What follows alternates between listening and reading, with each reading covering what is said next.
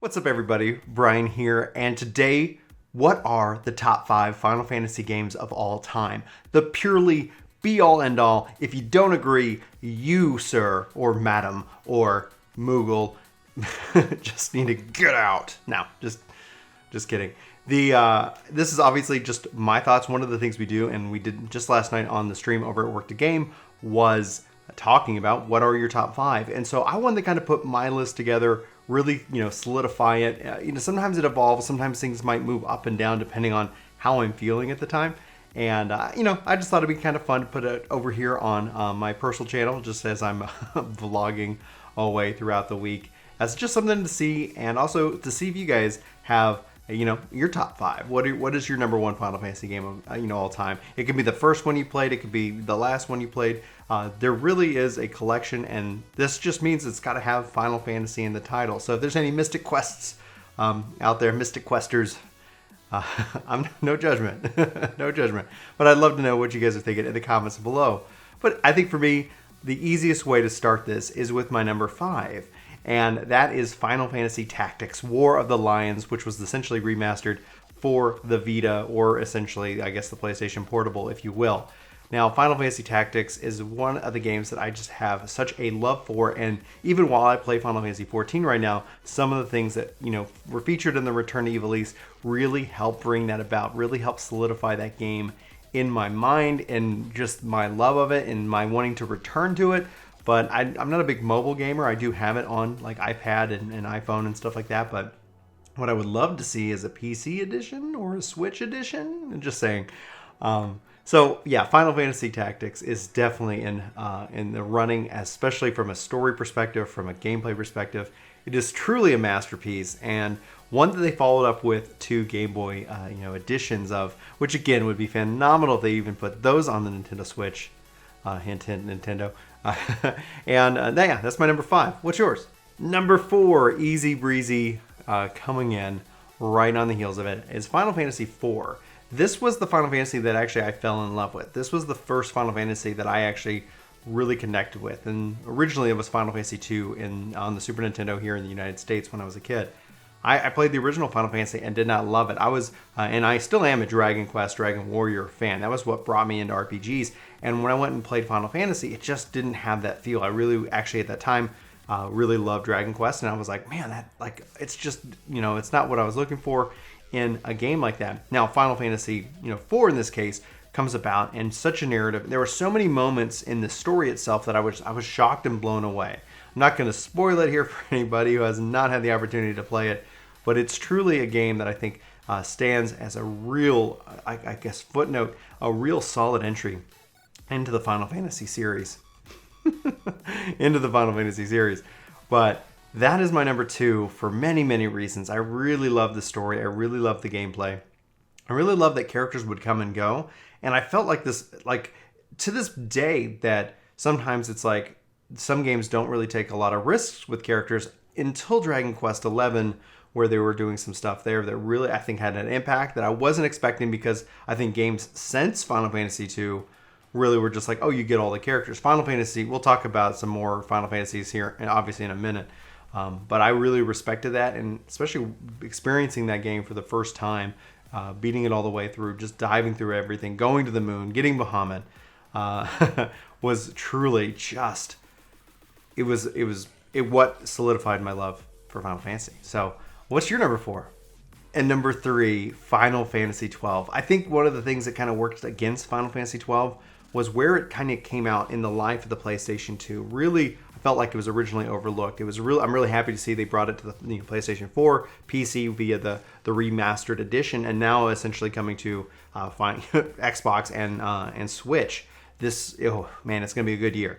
So Final Fantasy XII, the story and the characters, I didn't necessarily connect so much with Vaughn, perchance, but Bosch was just the guy. I just connected with him. I thought he was such a really intricate character. Ash, the Princess Ash, was just so interesting. It was really the political side of it, the behind the scenes kind of stuff, the bad guys, and all of the whole story and the narrative. It just felt fascinating. To this day, when I still play through the story, I'm getting more context. I'm getting more detail And even though it's been years, and I've been just replaying it over on the PC, which it's just truly just a masterpiece. And I would really encourage, if you haven't had the opportunity, and you're gonna, hopefully you should have the opportunity, if nothing else, by the end of this April, because it will be pretty much on every platform minus your cell phone. So who knows, maybe we'll see it on there too with xCloud when Microsoft updates that. But beyond that, I think Final Fantasy XII is definitely one of those just mind-blowing games that really has influenced, especially 14 in a lot of really positive ways. Number 2, Final Fantasy XIV Heavensward. The Heavensward expansion was a masterclass from my perspective. I connected with the story in just a way that, and I think the theme here that in all of these is that I've really connected in with the story and the characters all the way through. Heavensward was definitely battling it out for my number 1 Final Fantasy spot. They were always kind of just like button heads, and I think it was a really good thing. It's a good sign of the game itself, where I was kind of going back and forth. Like, is Heavensward my favorite Final Fantasy story of all time? Is it not? And I think at the end of it, like when I sit back, it's definitely number 2. It is a strong contender. It has such a powerful story, a powerful message, such intricate pieces, especially with like the bad guys, and are they good, and they're obviously being manipulated, and and it really kind of played out, and I just really ended up appreciating it in the long run. And so Final Fantasy XIV Heavensward, I think that's where a lot of some of the where Stormblood has been good. It just is coming for me, like dragons. Like anytime that we can have a story revolving around dragons, I just get connected into it in a way that I can't explain. So, I mean, I can't really try, but that's just where it falls for me. What about your number 2? And finally, the big number 1 reveal. If you guys have probably caught on the theme, I'm going to, hopefully this is not a shocker now.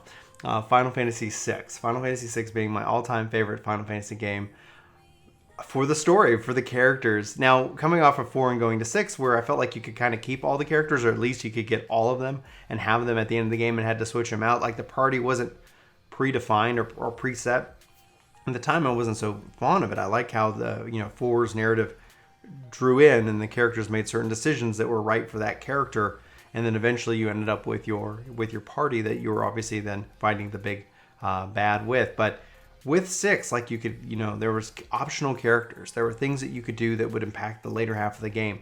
That the world in and of itself was at risk, and that the villain was so twisted that you first didn't realize he was the main antagonist. But over time, it was clear, as he became an ascendant power and grew in this power and this magic and this just sense of who he was just.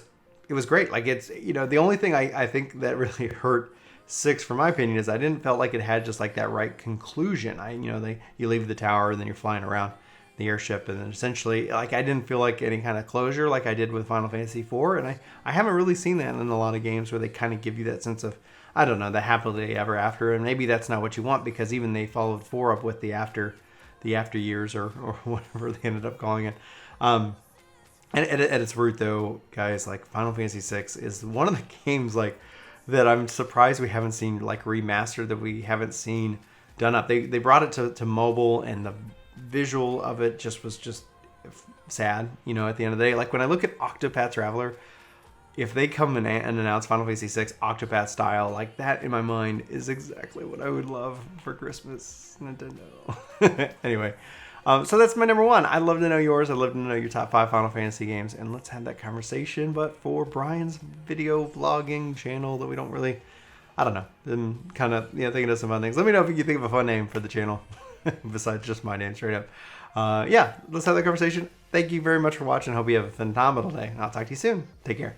Hey guys, it's me, Brian. Thanks so much for watching this video. If you're new here, we hope you hit that subscribe button. Check us out. We talk a lot about video games, and we hope to at least hear from you in the comments below. We also try to respond to our comments. We really appreciate the comments, the discussion, all the various points of view that everybody is so kindly, I guess, and politely or impolitely shares with us from time to time. So anyway, guys, again, thanks for watching this video. We hope you hit that like button. We hope you hit that subscribe button. Come back for more content each and every day. We post a lot around here, and we'd love to hear from you about what you like about video games and everything, and especially if you have any questions that you're stuck on in anything. So anyway, signing off.